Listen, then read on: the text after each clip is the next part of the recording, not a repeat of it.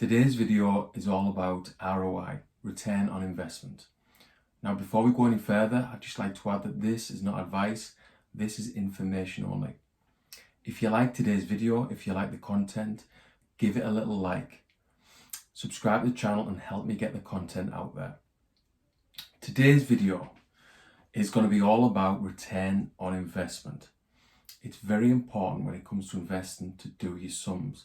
Now, I haven't always done this, and I'll be touching on that in this video, but like I said, it's very important. The next few videos are going to be about investing with skill. Now, the irony is that I'm the expert on how not to invest, and this was especially the case between 2008 and 2018. I made mistake after mistake. I made some very questionable investing decisions, and this is documented in my first book, FI Money, Learn the Hard Way, Teach the Easy Way, and you can find the link in the video description. Now, the reason I wrote this book is to help other people avoid some of my mistakes. People who are thinking about personal finances, people who are thinking about investing. I'm trying to save you 10 years of negativity, 10 years of being negative about money, about property, about stocks and shares, about investing in anything. This is all documented in this book, and hopefully if you read it, it'll help you move forward and invest with skill. As I say, it's very important before you start to invest to do your sums. Now, in this video, I'm going to be using an example from property because it's the form of investing that I'm most familiar with. I've been investing in property now for 20 years. And up until, I would say, maybe 3 years ago, I didn't do any calculations. I didn't know any calculations, to be honest. And this is something I wouldn't recommend. Do your calculations before you start to invest. So what I'm going to do, I'm going to use an example from my property portfolio of return on investment. This, to me, is the best calculation because it lets you know what your return is on the money you invest in. So my aim up until recently has been to get 10% ROI, return on investment, from my properties. And when compared to the high street banks, which is less than 1%, this is very good. But this was really without taking inflation into consideration. And I'll be going over the inflation more later in the video. So first of all, I'm going to use an example to demonstrate how you work out ROI from one of my houses in my portfolio. So as I've said, before you do any investing, do your sums, do your calculations.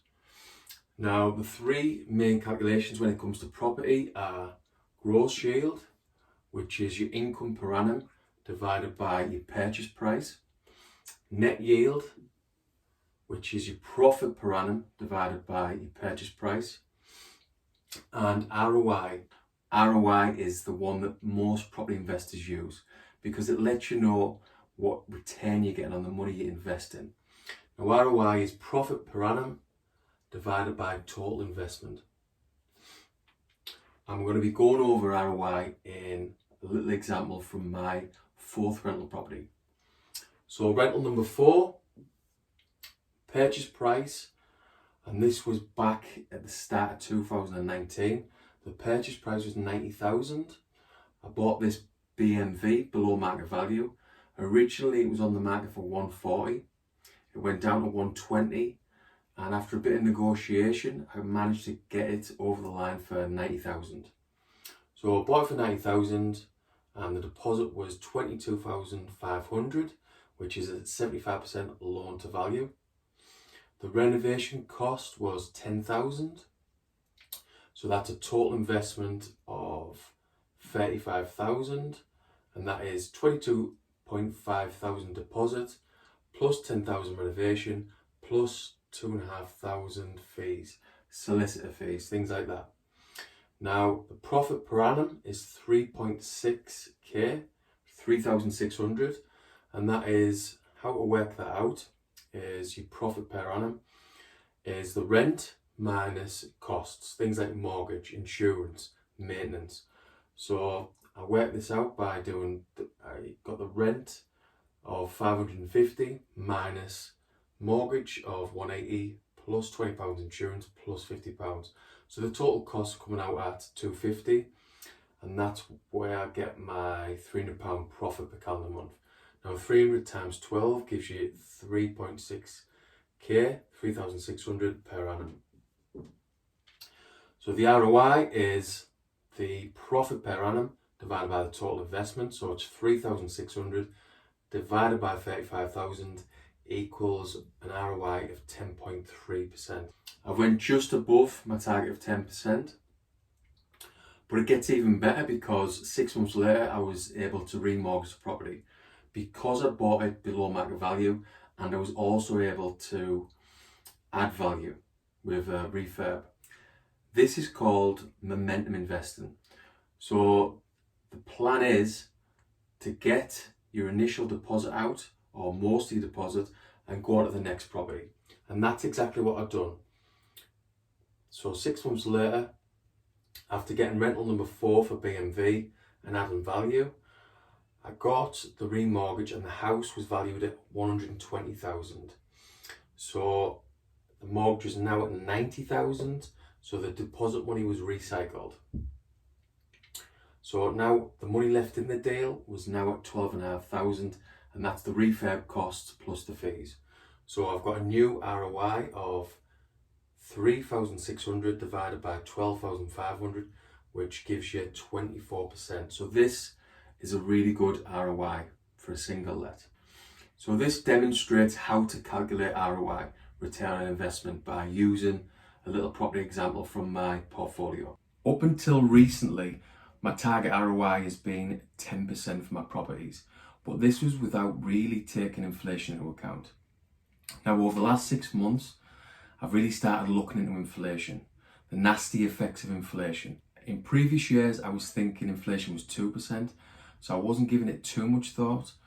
But over the last few months, I really feel that inflation is more like 10 or even 15% when you look at petrol prices, price of food, the energy prices going up, what's going on around the world with quantitative easing. In my opinion, and in many people's opinion, inflation is much higher than official figures. I believe currently the official figures for the UK are at or around 5%. But again, my feeling is that inflation is more like 10 or even 15%. So say inflation is at 10%, my target ROI figure, my return on investment figure of 10% means I'm not making any money year on year. My money's staying the same. So if I invest £20,000 in a rental property, for example, that 20,000 stays at 20,000 year after year if inflation stays at 10%. With this in mind, I've changed my ROI target and I'm now looking for above 15%, if not higher. You saw from the example I've used, the property example, I managed to get an ROI of above 20%. So I would be happy with this going forward, but not happy with 10%, because I want my money to work hard for me. I don't want my money to be eroded by inflation, and that's what I want anyone watching this video to be aware of. I want you to be aware of inflation, and I want you to factor inflation in when you're thinking about ROI. So there's 2 main points from this video. One is the importance of calculations, and 2 is looking at inflation. It's massively important and very relevant today. So when you're doing your ROI calculations, think about inflation. If inflation is 10%, which I think it is, really you want to be looking at ROI of a minimum of 15%, even 20% when you're looking at investing in property or stocks and shares or even crypto. Whatever you're investing, do your calculations and factor inflation in. With inflation in mind, my hedge against inflation is looking to achieve a high ROI, like 15% or 20%, as I've mentioned. Now, what else can you do against inflation? What you can do is really look at your personal finances, cut costs, go through your bank statements, look at your budget, remove things that you don't really need, remove the Sky bill if necessary, Remove the Starbucks. These are things that I've removed. Try and just have one car instead of two cars. It might be hard, but it will be worth it and will ease the pressure caused by inflation. Now, inflation's causing a lot of pain up and down the UK and around the world. So you've got to, in my opinion, try and hedge against inflation. Hedge against inflation with a high ROI in your investments. Try and reduce your bills. Try and reduce your shopping bill, for example. Shop at different places like Aldi or B&M. You really need to hedge against inflation. And again, what I was touching on in the last video, when you really look at inflation, I believe it will lead you to crypto. It'll lead you to Bitcoin. And this is one of the ways that I hedge against inflation. The way I invest is with property, stocks and shares, index investing, and crypto. And again, I'm looking at an ROI going forward of at least 15%. So that's about it for today's video. Again, the two main points are do your calculations, have a little look at ROI, and be aware of inflation and factor inflation in when you're working out your ROI on any investments going forward. If you've liked today's video, give it a little like, subscribe to the channel, help me get the content out there, and check out the video description for some useful links that will help you with your personal finances and investing.